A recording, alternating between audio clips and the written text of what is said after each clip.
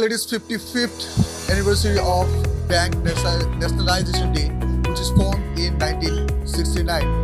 Right now, I'm present with the AIBOC Assam State Unit. About today's press meet, it's completely a different press meet. You're not celebrating the anniversary today. Yeah, definitely we are celebrating anniversary, and I am very grateful to our media friends that all of you have turned up in large number, accepted our request. And this is basically to save the public sector image of the bank, public sector fabric of the bank. Yeah, as you know that even our Prime Minister says that it is not the business of the government to be in the business. We opposite to the nail, and this is our struggle to save public sector, not for any trade union organization or for the bank employees, but we feel that public sector caters to the larger need of the people, marginalized people, the small sector enterprises, since it is an agrarian society. So we feel that if public sector prospers, agriculture will prosper, and with the prosperity of agriculture, the nation will prosper. So this 55th anniversary of bank nationalization that paved the way for large-scale development in all the sectors, in the SME sector, in agriculture sector, and it was mooted by Srimati Indira Gandhi way back in 1969. We feel that it is still relevant today because still we could not cater to the need of the mass people. We could not open branches in all the nooks and corners of the country. Still, there are around 6 lakh villages in this country, and out of this, only 70,000 of the villages we could cater banking services. So, many works are to be done. Recruitment is a major issue in Indian economy, and I feel that only if public sector images of the bank can be restored, then only large-scale recruitment can happen.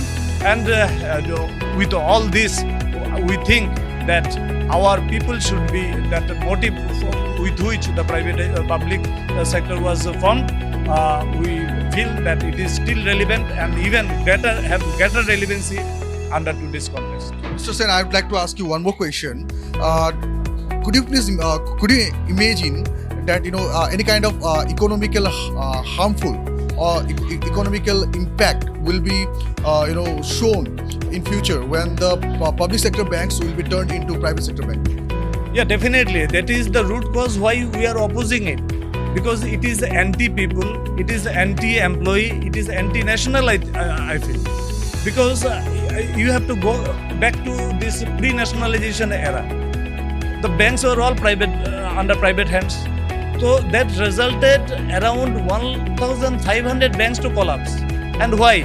And you can just well imagine what would have been the fate of those depositors who deposited their hard-earned money with those banks. Because if a bank fails, no private sector bank will undertake you to return your deposit, which public sector bank can only have, and public sector bank can cater to the need of the smallest individual in this country. We are having branches at Anini, places like Anini. No private sector bank will venture there to open a branch. Because we propagate financial inclusion in a big way, and I feel that if banking services cannot be reached out to nooks and corners of the country, the people residing over there, they will be dependent on money lenders. Money lenders charges, as I have already told, that they charges as more as 100 to 150% interest rate. Whereas a nationalized bank caters to the needy people, loan amount with charging 7-8% interest rate. So you just see that this difference and how the feudalism could occur in this country. Because the jamindars, they gave loan, the poor farmer, he could not repay. By the way, they had to lose their right on land. So do we want this again to repeat? That is the purpose, sole purpose why Indira Gandhi thought that nationalization is the only way, bank nationalization is the only way. And in any economy, if economy has to prosper, you have to give the resources to the public hand, and only public sector bank can do it. So what do you want to add that completely different scenario right now. The old banks, the old corporate banks or the privatization banks are also along with AIBOC. So what? See, first of all, we need to understand that every bank has a role to play. Private banks and government banks, they have each and every sector has a role to play. So private banks are also playing their role for bigger corporates, and if the bigger corporates and the marginalized people, they cannot come and converse in one place. So if one segment is taking care of a different segment, and at the same time public sector banks also are taking care of a totally different segment. And if public sector banks cease to exist, if they get privatized or whatever design, if it takes shape, then in fact a major chunk of the population of India will be deprived of banking, because these terms like financial inclusion, so those terms would be coined in India just because of the existence of public sectors. And I would also like to make one point clear. See, we are a apolitical trade union, and our fight is not against any political party. So please, I want everybody to understand, it's against the government, it's not against a political party. Right. So these designs are way back in 1920, when the ruling party was a different political party. Even then we ventilated our this opposition, and we will continue to do this. We'll continue to do this because bank nationalization was done with a purpose in mind. So we have progress, no doubt we have progress, but we are still to achieve 100%. And our entire energy is focused on achieving the entire 100% motives of bank nationalization. And till the time that we attain that motive, we will continue our struggle and we will continue our service for the common people. So we have seen a press release that class bank to mass bank. What is that? Yes, exactly. Now, when the government says that the government has no business in doing their business, when they say this, the people should question. Jan Dhan Yojana, the account which is to be opened by all the citizens of India, who is implementing this scheme for the government? You know that 99% of the accounts Jan Dhan Yojana is opened by public sector bank, and it's sponsored regional rural banks. Whereas the private sector bank has got hardly 1%. So if the government is thinking about privatization, when the government has any schemes to be implemented, financial schemes to be implemented, who is there to implement if it is privatized? Secondly, if you talk about financial inclusion, the government says that each village, more than 6,000 population, there should be a brick and mortar branch. So where is the private sector bank opening any branches in rural areas? Whereas in the public sector banks, as we mentioned earlier also, in furthest place like Siachen, the State Bank is there.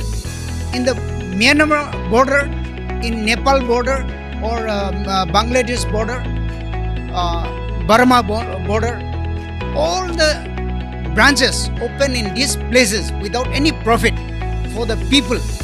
This is only done by public sector bank.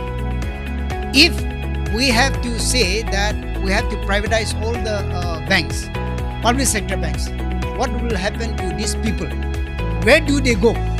So the message which we want to pass is, from elite banking to mass banking, only when public sector bank was established, only then this has happened.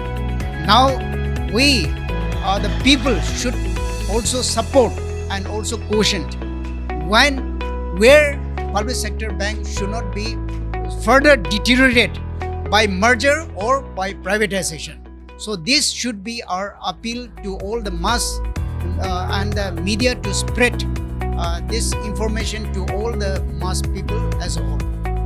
Well, you talked about ROI or rate of interest. You compared the ROI with the private sector bank with public sector bank. So what is the difference between? See, private sector banks are having their NBFCs. So, if you may argue that HDFC does not charge as you have claimed that 20 to 24%, but through their NBFCs, they are charging to the extent of 20 to 24%. Public sector bank does not have that kind of ally. So, at the end of the day, when these NBFCs, they are drawing loan from public sector banks at the rate of 10%, they are charging 22%. It is not a crime against those borrowers. So that way I have narrated that we are taking deposit from you, but you are not reaping the benefit. The benefit is being reaped by some corporate who are getting loan at 4%, who are getting haircut. Haircut to the extent of 95% they are getting through NCLT channel. So this is why we have questioned the government or the establishment that where is my interest?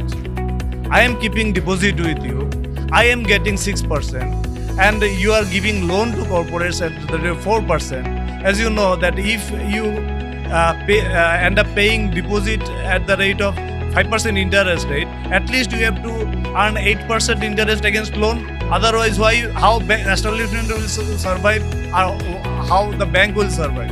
So, if you give me 3% and you are giving loan to corporate with 4%, then where from I derive my interest?